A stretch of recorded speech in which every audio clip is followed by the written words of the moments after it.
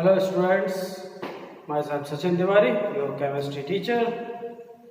आज हमारा जो टॉपिक है वो है bores atomic model in atomic structure. Atomic structure में ऑलरेडी आपके पास 5 वीडियोस हैं और इस वीडियो में हम bores postulate, bores concept, bores model, उसका मैथमेटिकल अप्रोच, रेडियस ऑफ का फार्मूला जो है उसको कैसे डेरिवेट करेंगे, टोटल एनर्जी का फार्मूला ऑफ टोटल एनर्जी कैसे आएगा, वो डेरिवेशन कैसे होगा, कैसे उसका एप्लीकेशन होगा, वेलोसिटी ऑफ इलेक्ट्रॉन डिटर्मिनेशन कैसे होगा, उसका फार्मूला क्या आएगा और बहुत कुछ जिसमें हाइड्रोजन स्पेक्ट्रम, इसके कुछ डीमेरिट्स हैं वो क्या है उसको देखेंगे। सबसे इम्पोर्टेंट बात, जब बोअर्स एटॉमिक मॉडल आप पढ़ रहे होते हो तो आपको इसको बहुत ज़्यादा स्किलफुल होना पड़ता है इस मॉडल पे, बिकॉज जितने भी मैथमेटिकल न्यूमेरिकल्स आगे आपको करने हैं, आगे चल के पीरियोडिक टेबल, थर्मोडायनेमिक्स, इक्विलिब्रियम और भी दूसरे टॉपिक्स में, काइनेटिक्स, तो यहाँ पर आपको ये बेसिक फार्मूले और उनकी वैल्यूज़ याद होनी चाहिए। तो सबसे पहले शुरुआत करते हैं कि बोअर ने क्या बताया हमको। तो बोअर्स जो एटॉमिक मॉडल है वो 5 कंसेप्ट पे बेस्ड है और इन्हीं 5 कंसेप्ट के आधार पे पूरे न्यूमेरिकल्स और पूरे कैलकुलेशन किए जाते हैं। ये 5 कंसेप्ट क्या है, अगर इनको हम सुनना चाहें तो बहुत सरल और बहुत ही एलेबोरेटिव है, अब इनको ध्यान देने की जरूरत है। तो पहला कंसेप्ट बोअर ने बताया कि भाई, वो आप ऑलरेडी कई बार सुन चुके हो, प्लैनेटरी मॉडल आपने सुना है, रदरफोर्ड्स मॉडल सुना है। तो पहला कंसेप्ट बोअर ने बताया कि in all the atoms electron revolves around the nucleus in close circular path. You better know about that. Electron revolves around the nucleus in closed circular path, and these paths are known as orbit, energy level, or cell, SHELL cell. These are represented by number 1, 2, 3, 4, 5, as so on. And in alphabets, symbolic alphabets, these are represented by alphabet K, L, M, N, as so on. It means that the first cell of atom is known as K cell, the second cell is known as L cell, and third is M cell, and as so on. Clear? तो ये first concept था bore का कि bore ने सीधा सीधा बताया आपको कि सभी एटम में इलेक्ट्रॉन न्यूक्लियस के चारों तरफ घूम रहे हैं, revolves around the nucleus in close circular path, and these are known as shell, energy level और ऑर्बिट। तो ये तो बहुत सरल पोस्टुलेट है, बहुत सरल कंसेप्ट। दूसरी बात पे आपको बहुत ध्यान देना है। दूसरी बात इन्हें बताई कि इससे आपको रदरफोर्ड में जो ड्रॉबैक आया था उसका भी आंसर मिलता है। इन्होंने कहा कि as long as electron revolves in its shell, it neither release nor absorb the energy, as the total energy of the electron in its cell remain constant.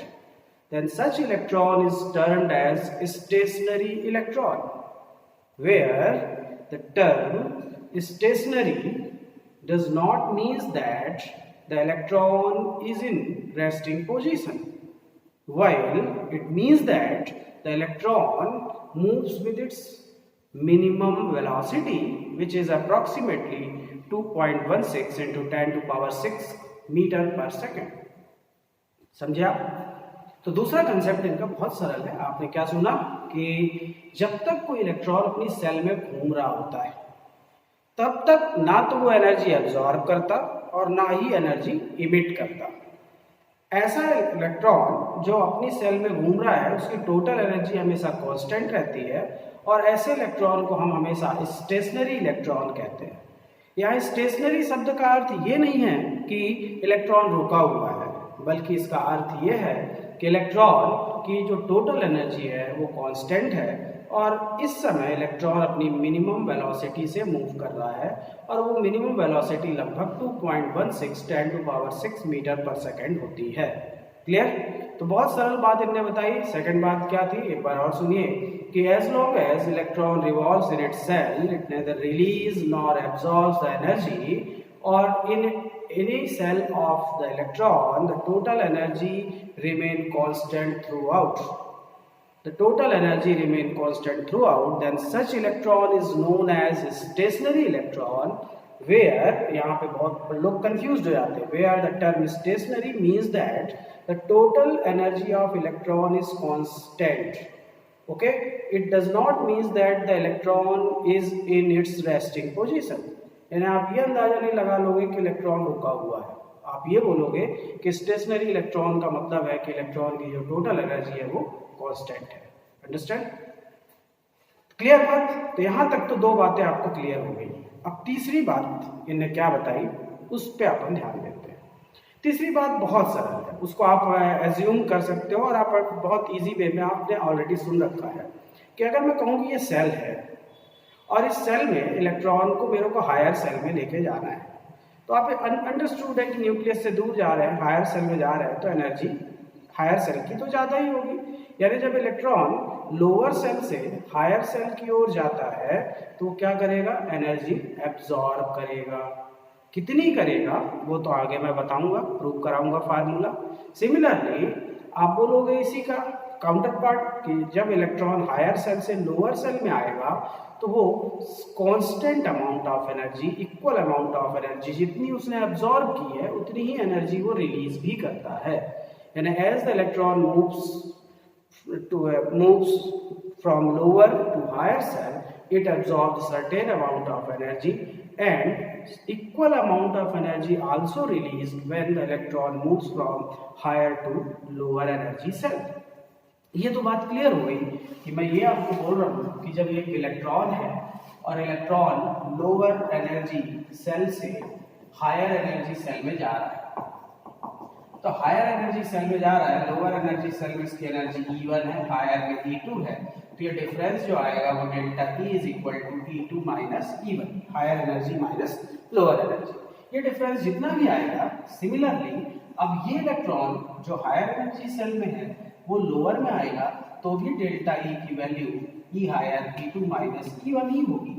Common sense है क्योंकि इस सेल में electron की energy constant है और इस cell में भी कांस्टेंट है. तो जब दो सेल की एनर्जी ऑलरेडी इलेक्ट्रॉन के लिए कांस्टेंट है तो उनका गैप तो हमेशा कांस्टेंट ही होगा. यानी सीधी बात आपको ध्यान देना है कि इलेक्ट्रॉन की हर एक सेल में एनर्जी कांस्टेंट होती है या हर एक सेल की एनर्जी कांस्टेंट मान लीजिए होती है, तो स्वाभाविक है एनर्जी का गैप भी कांस्टेंट ही आएगा. यानी जितनी एनर्जी एब्जॉर्ब करके इलेक्ट्रॉन हायर सेल में जाएगा उतनी ही एनर्जी रिलीज करके वो फिर से लोअर सेल में आएगा. क्लियर बात? ये इनका तीसरा कंसेप्ट. चौथा कंसेप्ट जो है वो बहुत ज़्यादा मैथमेटिकली यूज होगा और उसका बहुत ज़्यादा मैथमेटिकल एप्लीकेशन आपको करना है आगे चल के. आपने शब्द सुना फिजिक्स में एंगुलर मोमेंटम, सुना है ना? क्लियर. तो बोर कहते हैं जब कोई इलेक्ट्रॉन न्यूक्लियस के चारों तरफ घूम रहा हो, इस इलेक्ट्रॉन का मास m है, स्मॉल m मान लेते हैं, और ये v वेलोसिटी से r रेडियस के सर्कुलर पाथ में घूम रहा है, तो इस समय इस इलेक्ट्रॉन का जो एंगुलर मोमेंटम आएगा वो हमेशा h प्लैंक कांस्टेंट h/2 का होल नंबर मल्टीपल होगा, where the whole number means that the number of cell, first cell, second cell, third cell, fourth cell or nth cell. Clear? क्या समझे कि when an electron of mass m revolves in a cell of radius r with velocity v, then the angular momentum of the electron is always equal to whole number multiple of h/2 where h is the Planck constant. तो इससे equation हमारे पास मिलेगा mvr, m for mass, v for velocity, r for radius. mvr is equal to nh/2 where n is the number of cell. कैसे मिलेगा थोड़ा ध्यान दीजिए. Physics में अगर आपने रोटेशनल मोशन की पढ़ाई की है तो ठीक है, नहीं तो जो एंगुलर मोमेंटम को जनरल इक्वेशन में हम जब रिप्रेजेंट करते हैं तो हम कहते हैं कि angular momentum is equal to I into omega, where I is the moment of inertia and omega is angular velocity. Okay, तो moment of inertia I is equal to mr square general equation and angular velocity is equal to v upon r, where v is the radial velocity and r is the radius. Okay तो जब आप इस फार्मूले को रख दोगे तो ये आ जाएगा क्या, mr square into v upon r, तो सॉल्व करने पे आ जाएगा mvr, यानी I omega is equal to mvr। तो एंगुलर मोमेंटम का जनरल इक्वेशन I ओमेगा, तो I omega is equal to mvr। और बोअर क्या कहते हैं, बोअर कहते हैं कि जो mvr है वो h अपॉन 2 पाई का होल नंबर मल्टीपल होता है, यानी इक्वेशन आपको मिल गया mvr is equal to nh upon 2 pi, where n is the number of shell, और ये नंबर ऑफ सेल हमेशा 1 2 3 4 5 होल नंबर में होगा। आगे चल के आपको ये एंगुलर मोमेंटम निकालने हैं, सेल के भी निकालने हैं, ऑर्बिटल के निकालने हैं, अलग अलग एक्सिस में निकालने हैं, तो बहुत सारे अलग अलग फार्मूले आएंगे। तो आपको पहले कंफ्यूज नहीं होना है, आपको ध्यान देना है कि आपने अभी ठीक है पहला पढ़ा तो एंगुलर मोमेंटम ऑफ सेल, कोई आपसे पूछे angular momentum of electron in a shell, तो आप बोलोगे mvr is equal to nh upon 2 pi, where m for mass of electron, v for velocity of electron, r for radius of the circular path, and n for number of cell, h is the Planck constant, and 2 pi you better know about that. Clear? तो ये चौथी बात हुई कि bore कहते हैं कि when the electron of mass m revolves in a circular path of radius r with velocity v, then the angular momentum of electron is always the whole number multiple of h upon 2 pi, where the angular momentum is generally represented by I omega, where I is the moment of inertia, which is equal to mr square in general equation, and omega is the angular velocity, and omega is always numerically equal to v upon r, where v is the radial velocity and r is the radius. So by putting the values in I omega, you get the values I into omega is equal to mvr, and mvr is equal to nh upon 2 pi according to Bohr. Clear बात हो गई आपको? तो ये बातें आपको बननी चाहिए। अब पांचवा जो इनका पोस्टुलेट, पांचवा जो स्टेटमेंट है वो बहुत ज्यादा यूजफुल है, और ये उस चीज का आंसर है जिस चीज को लोगों ने कहा कि when electron revolves in circular path, Rutherford के ड्रॉबैक में, तो भाई सर्कुलर पाथ में घूमते घूमते एक समय आएगा उसकी एनर्जी घट जाएगी और एनर्जी डिक्रीज होगी, और वो स्पाइरल पाथ में होते होते जाएगा और न्यूक्लियस में कोलैप्स हो जाएगा।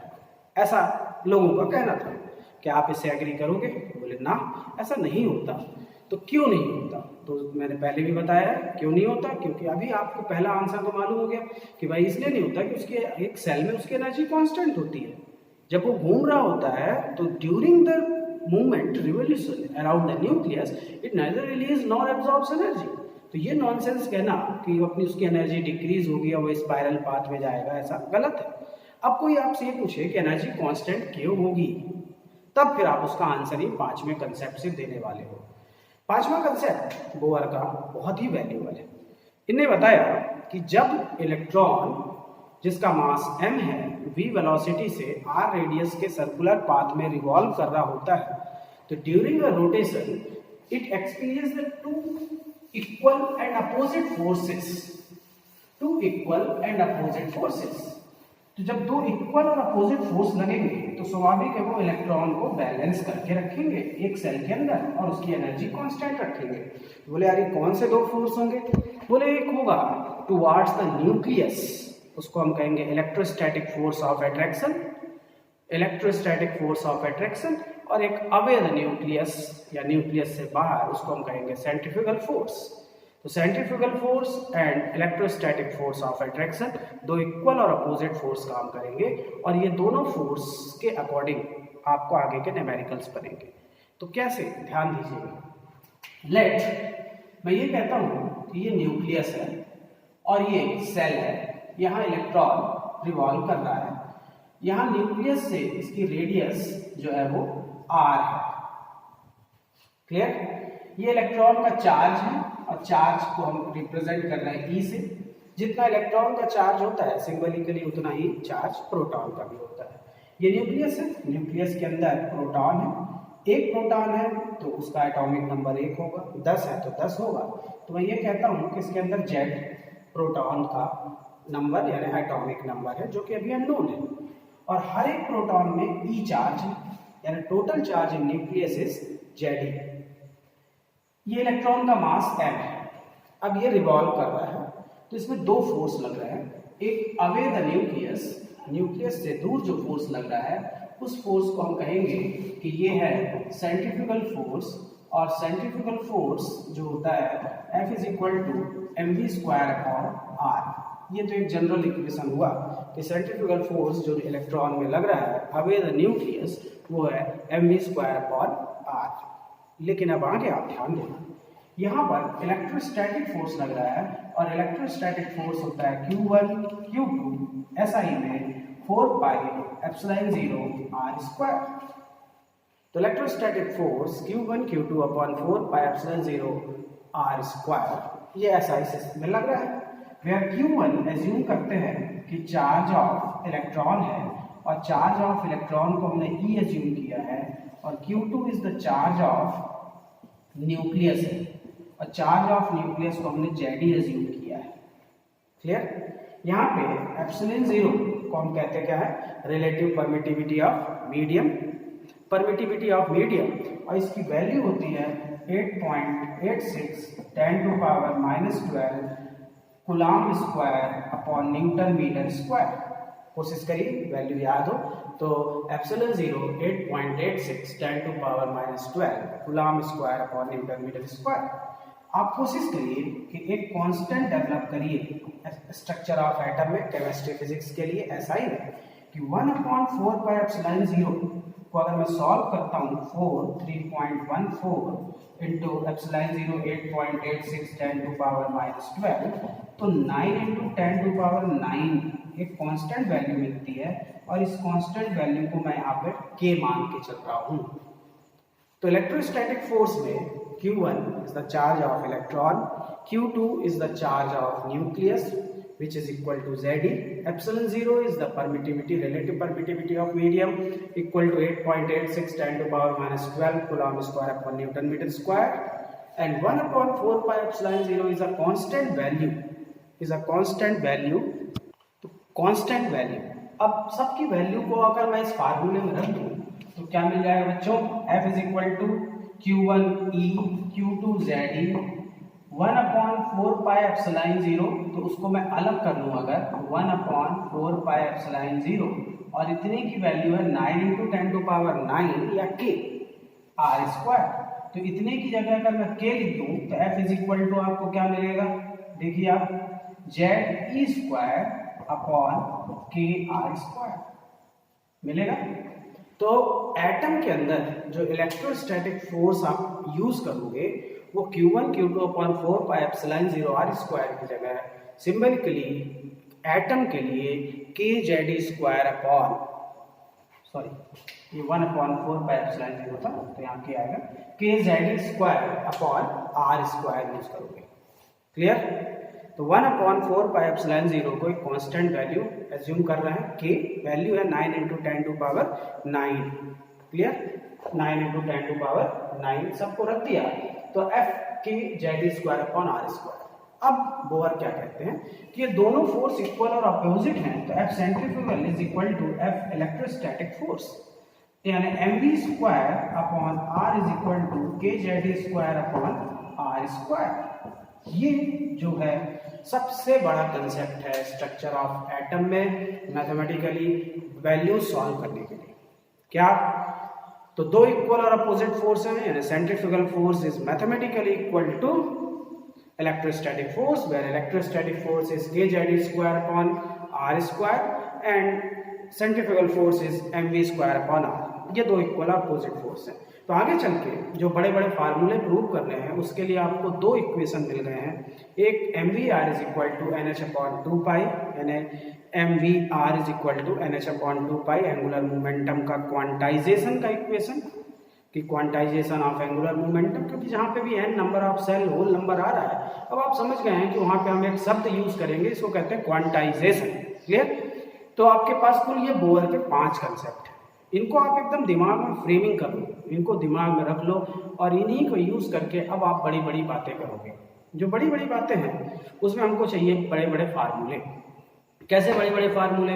कि जैसे मैं कहूँ आपको कि एटम के रेडियस का इक्वेशन क्या है, तो जनरल इक्वेशन तो बहुत छोटा है जिसका यूज़ करना है, लेकिन कई बार कॉम्पिटिशन्स में और स्कूल में भी पूरा इक्वेशन आ जाता है तब। तो जैसे रेडियस है तो n²h² / 4πm/k/z², जहाँ पे सब कॉन्स्टेंट्स की वैल्यू रखने पे 0.529 इंटू 10⁻⁻⁻n²/z वैल्यू आ जाएगी एंगस्ट्रॉम में। इसी तरह एनर्जी का फार्मूला होता है -2π²m² यहाँ पे सब कांस्टेंट रखने पे अलग अलग यूनिट में हमको 3 इक्वेशन मिलेंगे, बड़े बड़े इक्वेशन मिलेंगे। तो इनको कैसे लाते हैं, इनको अपन डिराइव भी करते हैं और कोशिश करें कि इनको अप्लाई भी करें। तो डेरिवेशन का तो आप निस्बी कर रहे हो, ये राइटिंग में तो नहीं आता, लेकिन जब कॉम्पिटिटिव एग्जाम आप दे रहे होते हो तो आपको सबसे पहले किसी भी फार्मूले का डेरिवेशन अगर नहीं बनता तो उसकी समझ जरूर होनी चाहिए कि ये फार्मूला आया कैसे है, इसके पीछे बेस क्या है। तो उससे क्या होता है कि आपको जब क्वेश्चन घुमा फिरा के या कुछ भी इधर उधर करके वैल्यूज देते हैं तो आप उस चीज़ को समझ जाते हो और वैल्यू को सॉल्व कर पाते हो। तो बच्चों सबसे पहले हम कैलकुलेट करेंगे रेडियस या साइज ऑफ एटम का फार्मूला। साइज ऑफ एटम के बारे में रदरफोर्ड ने हमको पहले बताया था कि जो एटम होता है उसका साइज अप्रॉक्सीमेटली 10⁻⁻10 मीटर के रेंज का होता है। ये तो मैंने प्रीवियस वीडियो में आपको बताया था कि रदरफोर्ड की ये बात एब्सोल्यूट है, लगभग साइज इतना ही आएगा और बोर ने उसको मैथमेटिकली प्रूव किया है। कैसे आएगा, कितना आएगा, उस चीज़ पे आपको थोड़ा ध्यान देना पड़ेगा। तो सबसे पहले हम रेडियस का फार्मूला बनाते हैं। कैसे बनाएंगे? तो आप देखिए आपके पास दो इक्वेशन है। क्या? एक इक्वेशन है mv² upon r is equal to kz² upon r², और एक इक्वेशन है mvr is equal to nh upon 2π। ये बोर के दो मैथमेटिकल फार्मूले हैं।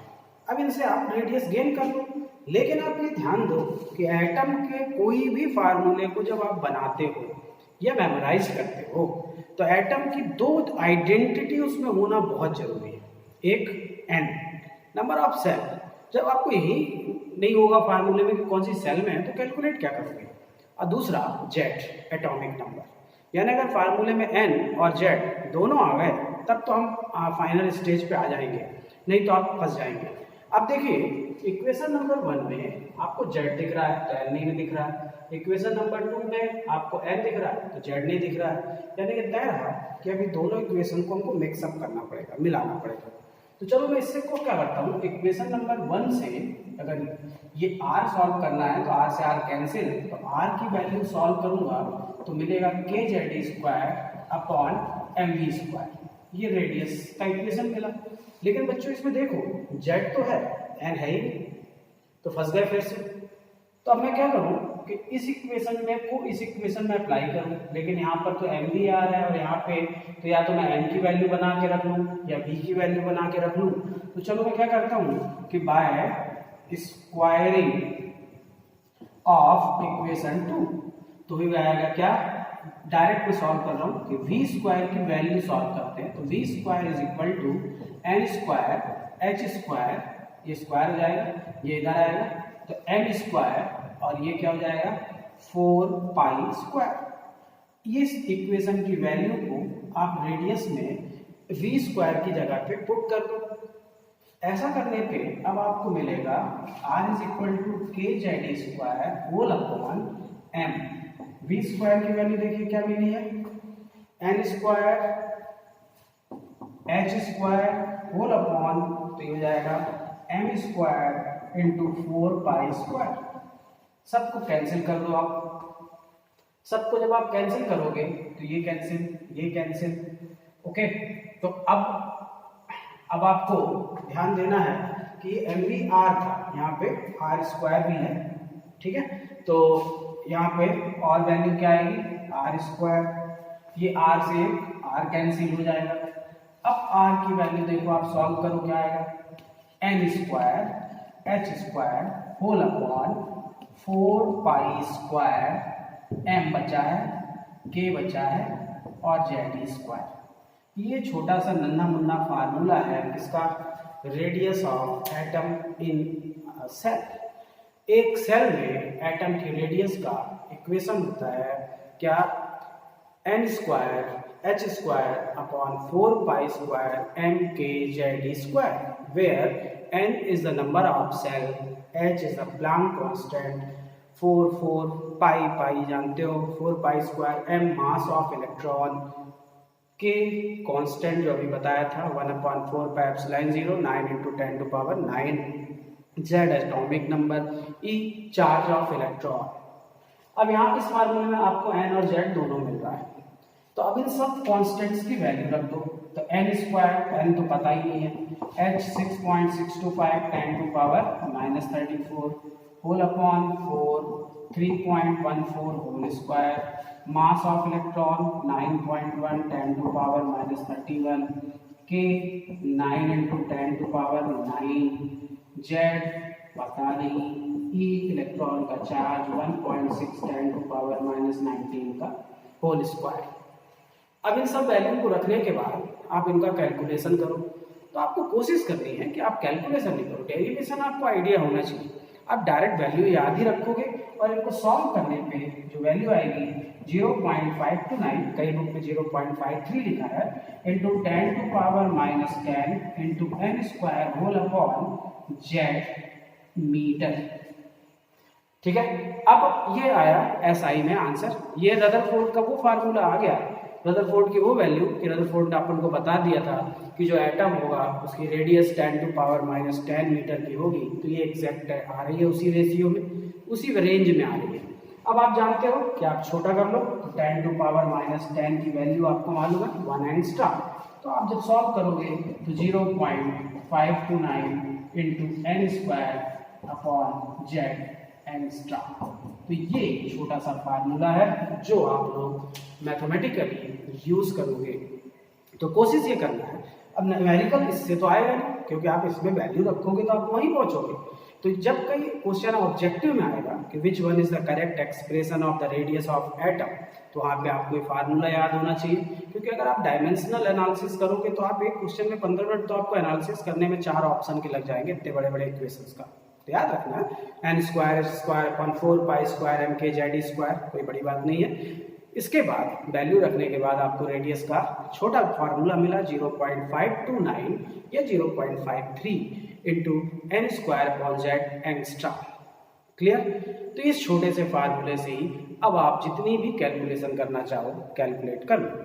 इसमें अच्छे क्वेश्चन आते हैं। न्यूमेरिकल्स इसके ऐसे बहुत कम आते हैं कि calculate the radius of third cell.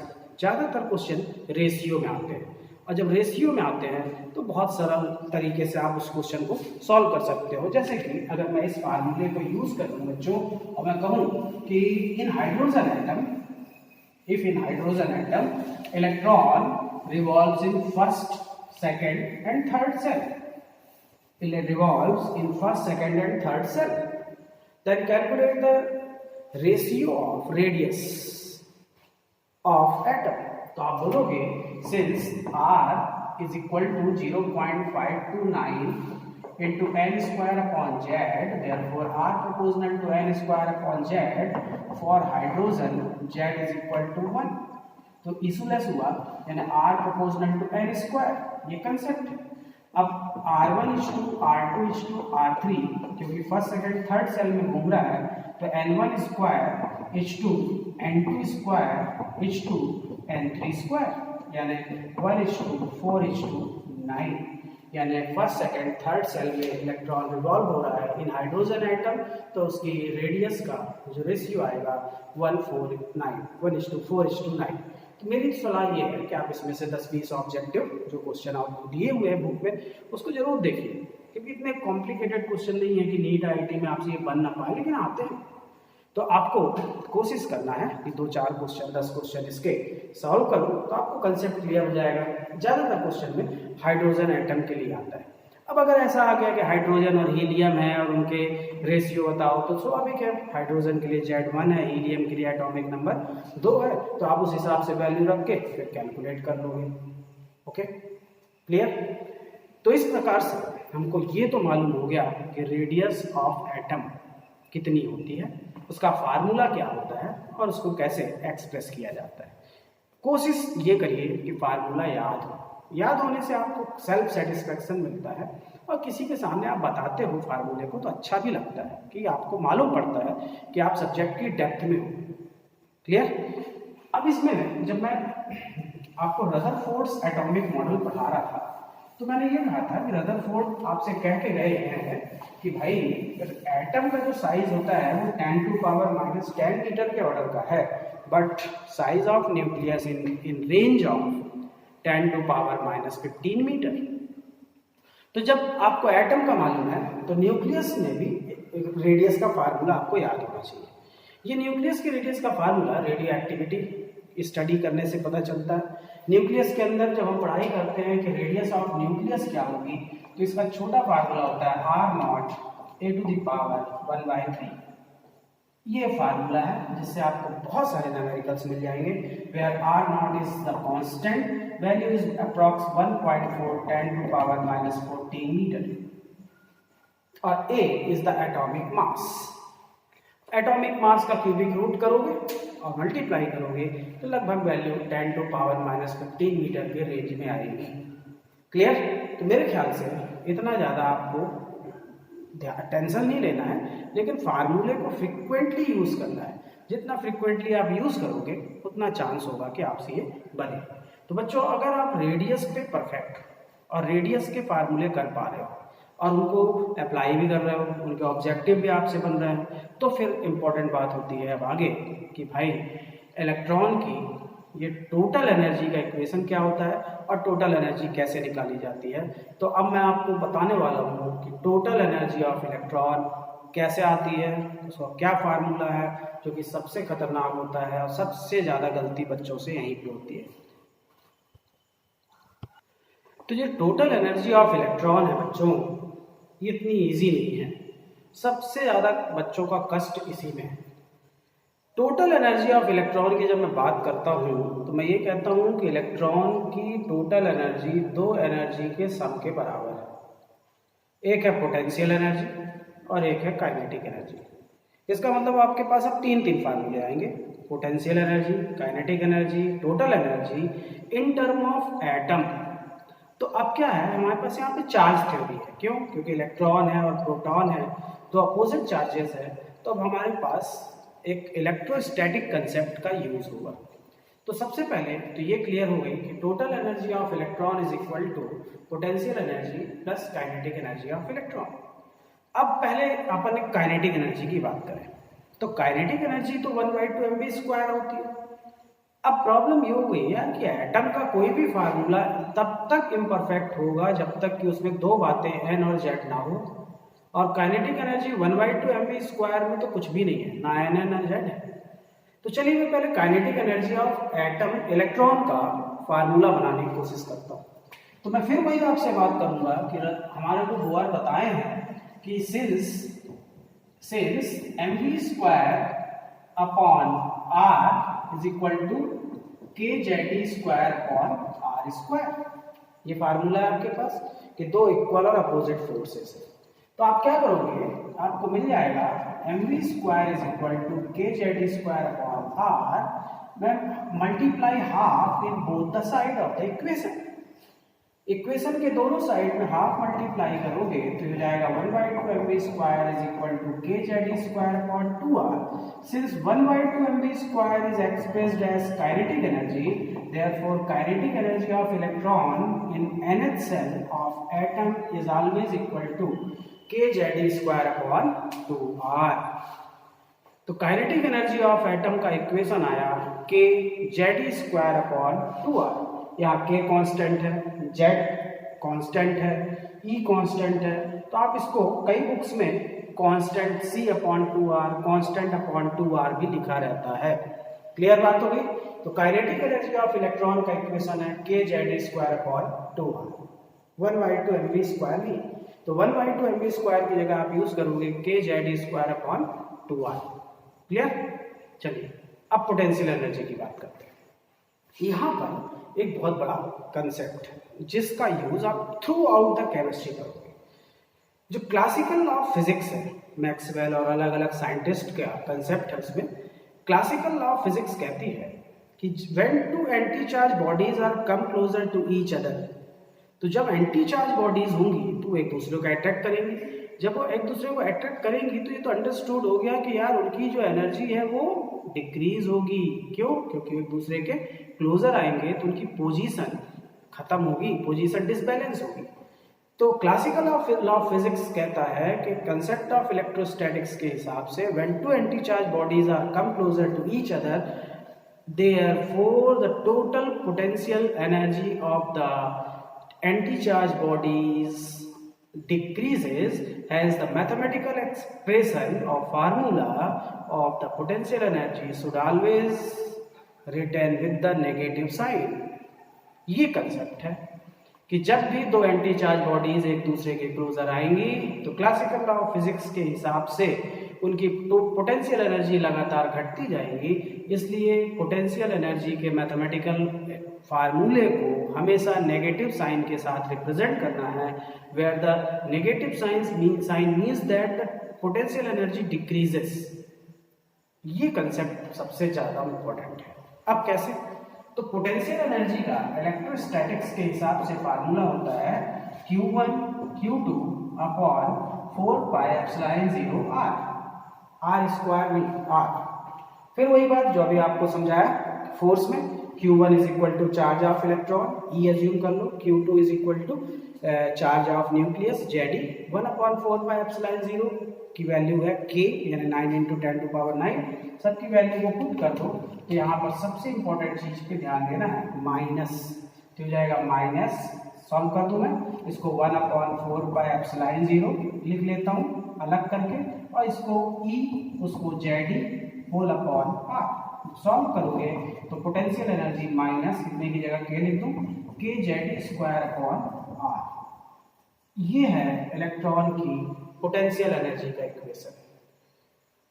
अब आपको यहाँ पे बहुत ध्यान देना है कि यार काइनेटिक एनर्जी ऑफ इलेक्ट्रॉन ये है, यानी काइनेटिक एनर्जी का इक्वेशन आता है kZ²/2r, और पोटेंशियल एनर्जी का इक्वेशन है -kZ²/r। इससे बहुत सारे क्वेश्चन आते हैं। इसको देख के आप समझ पा रहे हो कि काइनेटिक एनर्जी पोटेंशियल एनर्जी की कितनी है, हाफ है, हाफ। या आप ये कह सकते हो कि पोटेंशियल एनर्जी काइनेटिक एनर्जी की कितनी है, बोले डबल है। ये क्वेश्चन बहुत आए कंडीशन में। अब इससे आप दिमाग में एक बात बैठाओ कि जो टोटल एनर्जी है वो पोटेंशियल एनर्जी और काइनेटिक एनर्जी के सम के बराबर आएगी इलेक्ट्रॉन के लिए, और potential energy is double of kinetic energy, और पोटेंशियल एनर्जी में साइन कौन सा है, नेगेटिव। तो तय हो गया कि total energy of electron in nth shell is always with the negative sign. Clear? यानी इलेक्ट्रॉन का फार्मूला टोटल एनर्जी के लिए जब भी लिखोगे आप तो विद द नेगेटिव साइन ही आएगा। अब यहाँ नेगेटिव साइन क्या बताता है, इसका क्या कंसेप्ट है, क्या इसमें हिस्ट्री, मिस्ट्री और क्या आप इसको कहें तो मैथोलॉजिकली कैसे समझ सकते हो। इसमें आप चाहो तो एक बढ़िया स्पीच दे सकते हो, कैसे क्या है वो मैं आगे बात करूँगा। तो आपको पहले तो ये दो पार्ट ऑफ एनर्जी मालूम हो गए कि टोटल एनर्जी की वैल्यू निकालना है मुझे, लेकिन पहले मैंने काइनेटिक एनर्जी की वैल्यू निकाली और वो आई kZ²/2r। फिर पोटेंशियल एनर्जी की वैल्यू निकाल दी और पोटेंशियल एनर्जी की वैल्यू मुझे मिली है -kZ²/r। Potential energy is just double of kinetic energy और the kinetic energy is just half of the potential energy. अब बच्चों अगर आपको ये दोनों एनर्जी का फार्मूला मालूम हो गया तो इतना तो आपका दिमाग काम करता है कि मैं क्या करूँगा कि अब इन दोनों एनर्जी की वैल्यू को सम कर दूंगा। तो सम कर दूंगा तो मुझे मिल जाएगा क्या, टोटल एनर्जी का फार्मूला। और फिर उस टोटल एनर्जी के फार्मूले को मैं यूज करूंगा। कैसे, ध्यान दीजिए। तो चलिए अब अपन थोड़ी बात को आगे बढ़ाते हैं। तो अब आप बोलोगे कि मुझे मिला है पोटेंशियल एनर्जी का इक्वेशन, और पोटेंशियल एनर्जी का जो इक्वेशन आपको मिल रहा है, तो उस पोटेंशियल एनर्जी के इक्वेशन में आपको ये मालूम हो गया कि वो वैल्यू है -kZe² अपॉन R। क्लियर? आपको काइनेटिक एनर्जी की वैल्यू मिल गई है kZe² अपॉन 2R। तो total energy is equal to potential energy plus kinetic energy. जब सॉल्व करोगे तो -kZe² upon R plus kZe² upon 2R, LCM लो, सॉल्व करो तो -kZe² upon 2R is the expression of total energy. तो अब आपको टोटल एनर्जी का फार्मूला मालूम हो गया कि भाई टोटल एनर्जी जो होता है वो आएगा -kZe² अपॉन 2R। क्लियर बात? अब इसमें जब दोनों वैल्यू को अपन यूज करें तो आपको ये मालूम हो रहा है कि टोटल एनर्जी, पोटेंशियल एनर्जी और काइनेटिक एनर्जी में क्या रिलेशन आ रहा है। तो अब दोनों को आप सम कर लो, तो सम करने पे आपको जो रिजल्ट मिला, तो अब इसमें तीनों एनर्जी में आपको कंसेप्ट क्लियर होना चाहिए कि भाई काइनेटिक एनर्जी का फार्मूला है क्या, kZe² upon 2R। Potential energy का फार्मूला क्या है, -kZe² अपॉन R। और टोटल एनर्जी का फार्मूला इन दोनों का सम है, जो कि आप कर सकते हो, और वो आया है -kZe² अपॉन 2R। चलिए अगर मैं इस फार्मूले को टोटल एनर्जी का फार्मूला मान के चलता हूं तो बोले यार अब इसका मैथमेटिकली यूज करना कठिन होगा। क्यों? क्योंकि इसमें Z तो है, N है ही नहीं। तो मैं क्या करूंगा कि मैं बोलूंगा सिंस मुझे R मालूम है, R is equal to n² upon 4π² mkZe²। इस R की वैल्यू को इस फार्मूले के यहाँ R की वैल्यू की जगह पुट कर दूंगा, तो एक छोटा सा या बड़ा सा जो भी कहिए फार्मूला मिल जाएगा। तो अब मुझे टोटल एनर्जी का एक्सप्रेशन मिलेगा -kZe² अपॉन 2, R की जगह n² h² 4π² mkZe²।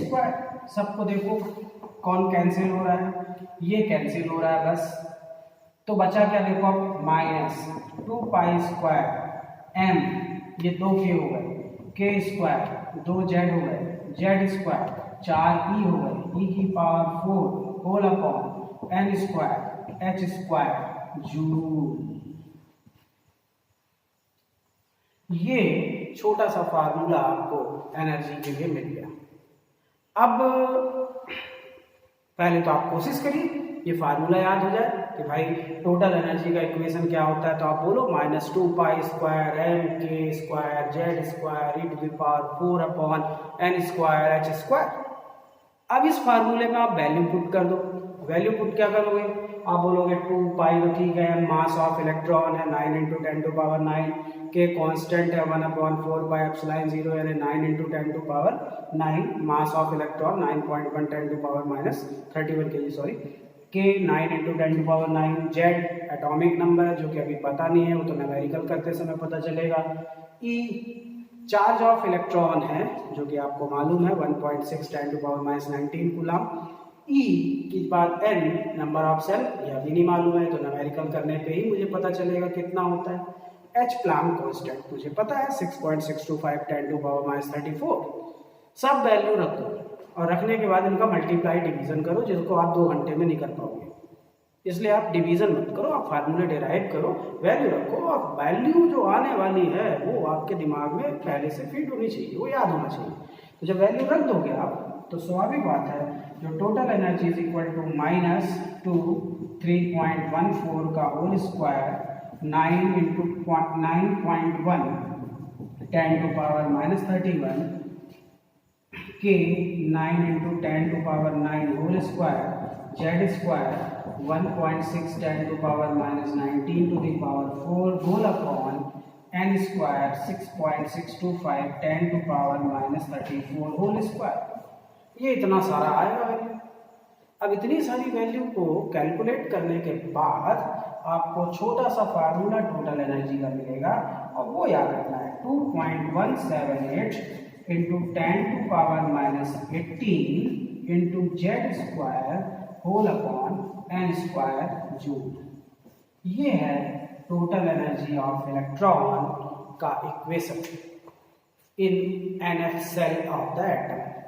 किसी एटम की nth सेल में total energy of electron is 2.178 into 10 to power minus 18 into z square upon N square joule. Clear? तो कोशिश करिए कि आप कुछ भी करके इन फार्मूले को दिमाग में बैठाइए। अगर ये फार्मूले आपको याद होते गए तो आप इससे बहुत बहुत आपको फायदा होगा, और अगर याद नहीं कर पाओगे तो थोड़ा दिक्कत तो आएगी। अब इसी फार्मूले को आप अलग अलग तरीके से यूज कर सकते हो। इससे तो न्यूमेरिकल आएंगे ही आएंगे, और भी बहुत सारे न्यूमेरिकल आने की गुंजाइश होंगी, और वो जो न्यूमेरिकल्स होंगे वो करना थोड़ा कठिन हो जाएगा।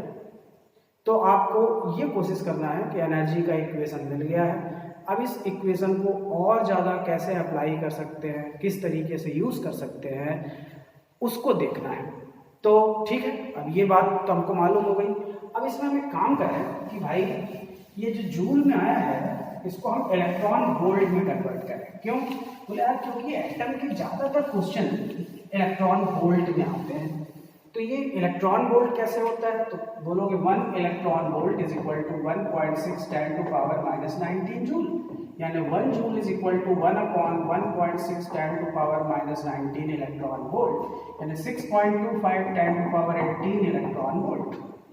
एक जूल में 6.25 10 टू पावर 18 इलेक्ट्रॉन वोल्ट होते हैं। ये सब वैल्यू याद करनी पड़ेगी बच्चों, याद हो जाएगी पढ़ते पढ़ते, रट्टा नहीं मारना होगा। वैल्यू पुट कर दो तो total energy is equal to minus 2.178 into 10 to power minus 18 into 6.25 into 10 to power 18 into z square whole upon N square. अब हो जाएगा इलेक्ट्रॉन वोल्ट। अमेजिंगली जब इनको तुम मल्टीप्लाई करोगे तो मिलेगा total energy minus 13.6 into z square upon N square. इस फार्मूले का यूज सबसे ज़्यादा होगा ऑब्जेक्टिव क्वेश्चन करते समय। तो सब्जेक्टिव न्यूमेरिकल जो होते हैं वो तो ज़्यादातर जूल में ही आएंगे, 2.178 10 to power minus 18 into z square upon N square में, और ऑब्जेक्टिव ज़्यादातर जो इलेक्ट्रॉन वोल्ट में आएंगे minus 13.6 into z square upon N square electron volt. Okay, तो कोशिश करो कि ये आपसे कैसे भी करके बने। अब आपको अगर ये मालूम हो गया कि हमारा एक फार्मूला जूल में है पर एटम के लिए, एक फार्मूला इलेक्ट्रॉन वोल्ट में है पर एटम के लिए इलेक्ट्रॉनिक कंडीशन में, तो अगर यही कोई बुद्धि लगाए कि केमिस्ट्री में घूम फिर के बात आती है 1 डजन पे, डजन यानी एवोगैड्रो नंबर पे। तो अब आपसे कोई बोले कि यार जो फार्मूला है उसको पर मोल में कन्वर्जन करके दिखाओ और क्या आएगा आप बताओ, तो आप बोलोगे कि अगर पर मोल में आ गया तो अब मैं क्या करूँगा कि जो वैल्यू है उसमें एवोगैड्रो नंबर का यूज़ करूँगा, यानी एवोगैड्रो नंबर को मल्टीप्लाई कर दूँगा तो मुझे पर मोल में वैल्यू मिल जाएगी। तो आप बोलोगे कि जो टोटल एनर्जी का इक्वेशन था वो minus 2.178 10 to power minus 18 into z square upon N square joule पर एटम था। इसको मैं पर मोल कन्वर्जन करूँगा तो 178 10 to power minus 18 6.02 10 to power 23 into z square upon N square, ये हो जाएगा जूल पर मोल। इसको मल्टीप्लाई करोगे बच्चों तो माइनस 13 12 रट लेना है, मल्टीप्लाई के चक्कर में नहीं पड़ना है, Z square upon N square joule per mole. ठीक है, ये कन्वर्जन करोगे तो ये आएगा कितना, ये किलो जूल होगा, किलो जूल पर मोल। क्यों? क्योंकि जब इसको सॉल्व करोगे आप तो ये 10 टू पावर, इसको सॉल्व करने पे ये 13.12 इंटू 10 टू पावर 5 आएगा। मैं इसको यहाँ 100 यूज़ कर ले रहा हूँ तो ये माइनस 13 12 हो जाएगा, ये 10 टू पावर 3 बचेगा तो उसको किलो मान लूँगा, तो Z square upon N square kilo joule per mole. तो ये 3 फार्मूले हैं और इन 3 फार्मूले का आपको ब्रॉड यूज़ करना है। सब्जेक्टिव में ज़्यादातर क्वेश्चन जो आ रहे हैं वो फर्स्ट एंड थर्ड से आ रहे हैं, ऑब्जेक्टिव ज़्यादातर क्वेश्चन इलेक्ट्रॉन वोल्ट वाले इक्वेशन से आ रहे हैं। कोशिश आपको ये करनी है कि कुछ भी करके ये फार्मूले तो पहले आपसे बने, जब ये फार्मूले बनने लगेंगे तो आप इनसे रिलेटेड बड़ी बड़ी बातों को सॉल्व कर पाओगे। फार्मूले नहीं बनने पे ही आपको दिक्कत आएगी। क्लियर? तो कोशिश करिए कैसे भी ये बने। तो यहाँ इस वीडियो में हम यहाँ पे जो बोर्स एटॉमिक मॉडल है इसको फर्स्ट पार्ट मान के हाफ में छोड़ रहे हैं, और सेकंड पार्ट वीडियो आप नेक्स्ट डे देख पाएंगे, और उसमें इसके बाद की बातें कैसे सॉल्व होती हैं, क्या होता है बोर्स एटॉमिक मॉडल में, और कौन कौन से कैलकुलेशन करते हैं, एनर्जी में कहाँ अब चेंजेस आएंगे, किस तरह के चेंजेस आएंगे और कैसे यूज़ होगा, वो मैं नेक्स्ट वीडियो में बताऊँगा। तो अच्छा लगा हो तो लाइक, शेयर, सब्सक्राइब, लेकिन सबसे पहले ज़रूरत है पढ़ाई। ओके, तो मुझे लगता है कि धीरे धीरे धीरे धीरे अच्छा है, सब ठीक हो रहा है। ओके, तो मिलते हैं फिर नेक्स्ट डे। Thank you.